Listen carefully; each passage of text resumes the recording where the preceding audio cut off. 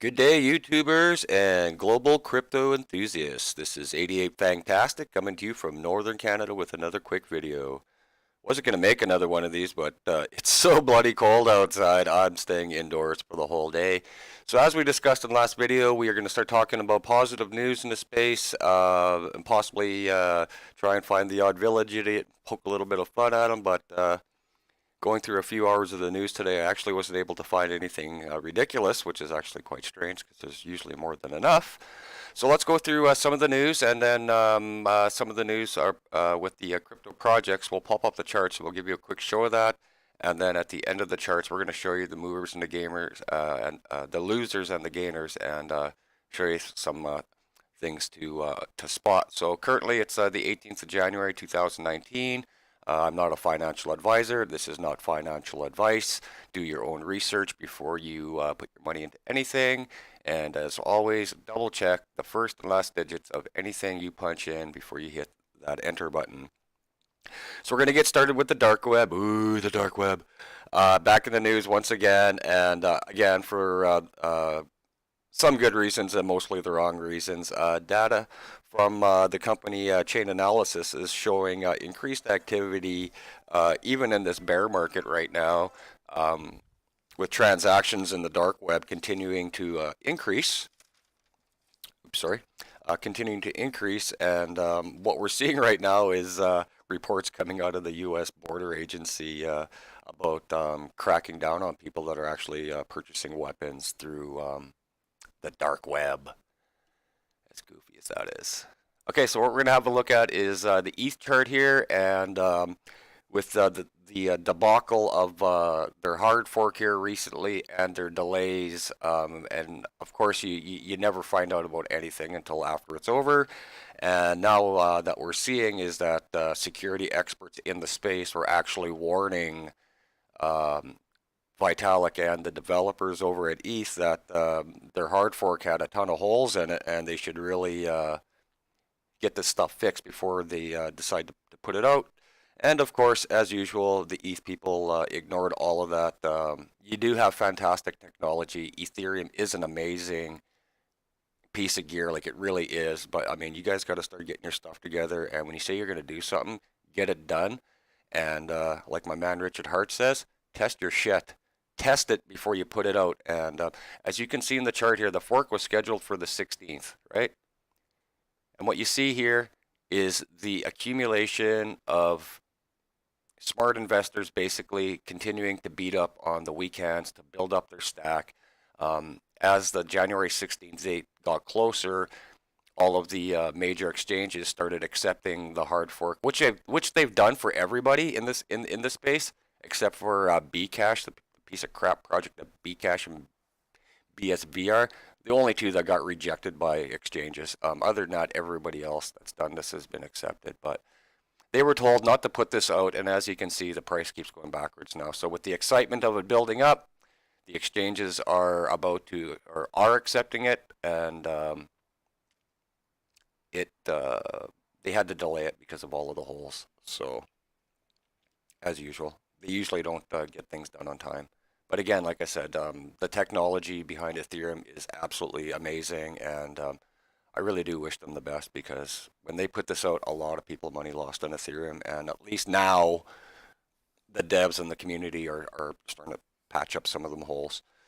So what else we got today? If you use CoinGate has now started implementing the Lightning Network for payments on their site, which is great news. Gaming monster out of China, Tencent, is also looking for partners to invest. There's a possibility of Tencent purchasing Bitstamp and the Corbit Bitcoin exchanges.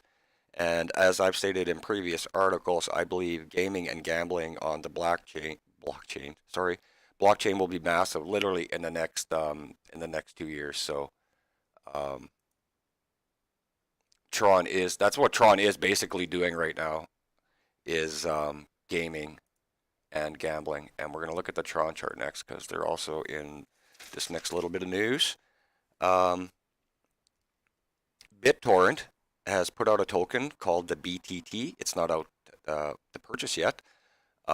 The token itself is based on the Tron network, and users can use this token for faster downloads on the BitTorrent network, which is pretty cool.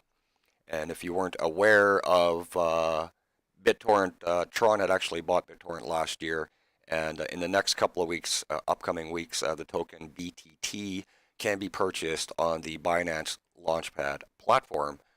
Now, speaking of Tron, we've seen it's got a really the chart on Tron is awesome. They're doing some pretty cool stuff, regardless of how you feel about the Twitter master over there. But Tron Network now has 142 dApps on its network. It has over 1 million accounts, and its daily transactions have reached as high as 300 million.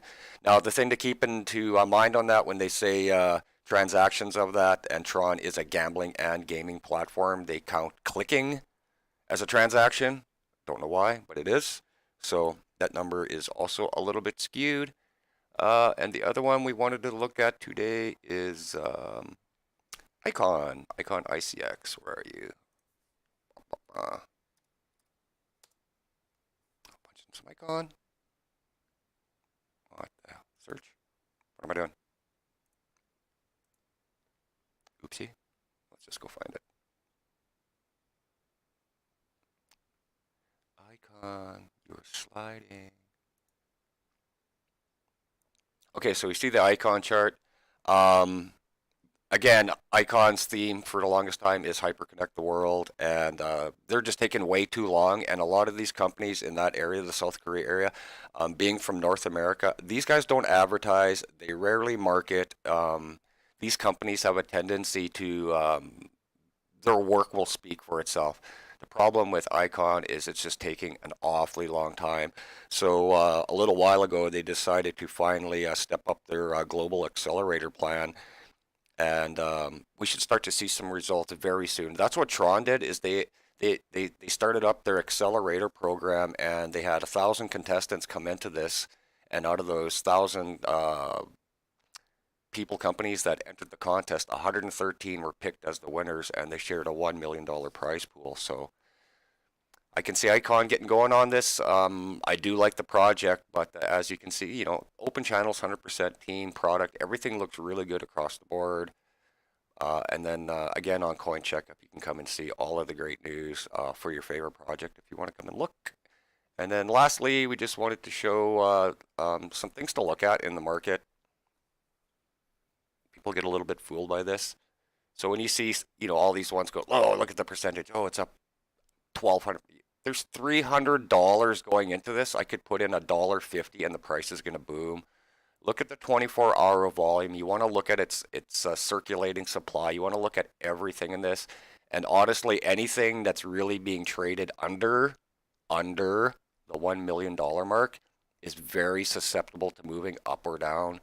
So that's why a lot of these literally shouldn't even be listed when I can take 20 bucks and manipulate the price and stuff like that. So again, a whole bunch of no names in there, things that get anything. Let's see what we got in here. Again, look at the 24-hour volume.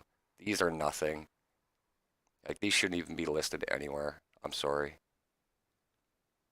But when you go into the top of the market, this is how I like to decide who's the boss in the market. It's the 24-hour. Market cap to me means nothing. Let's see if we can find it down on the bottom. So anyways, if you scroll through the top 100 on a regular basis, you'll see some of these things. They have no volume. How are you a top 100 or a top 200 coin and you got dick for trading? Like, just nothing. Like, even Maker, you got 500 grand trading in 24 hours and you're ranked 19th. I don't care what you're worth. You're trading 500 grand. Get out of here. Tezos, less than 500K. Why is it even listed on here? Get out of here. So that's how I decide who's really solid in this market, is who's being traded.